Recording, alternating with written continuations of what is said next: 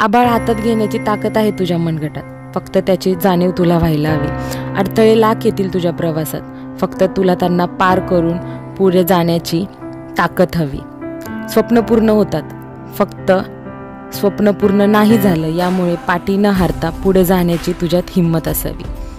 एका सामान्य घरात जन्म घेतलेल्या मुलाचं किंवा मुलीचं स्वप्न असतं आपलं नाव व्हावं, आपल्यामुळे आपल्या आईवडिलांना ओळखावं.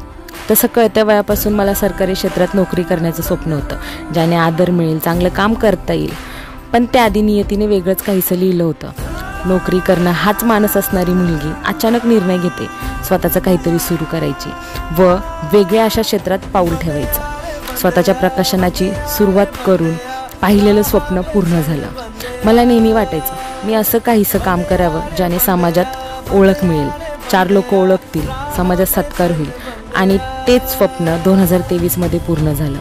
लहानपणी स्वप्न बघितलेलं की महाराष्ट्रातले जे न्यूजपेपर आपण ऐकलेले आहेत त्यामध्ये एकदा तरी आपला फोटो यावा, आणि पाहिलेलं स्वप्न पूर्ण झालं. ते म्हणतात ना, एखाद्या गोष्टीचा मानस ठेवून आपण ती गोष्ट पाहिजे अशी इच्छा जर नियतीकडे की व्यक्त केली तर ती आपल्याला मिळत असते.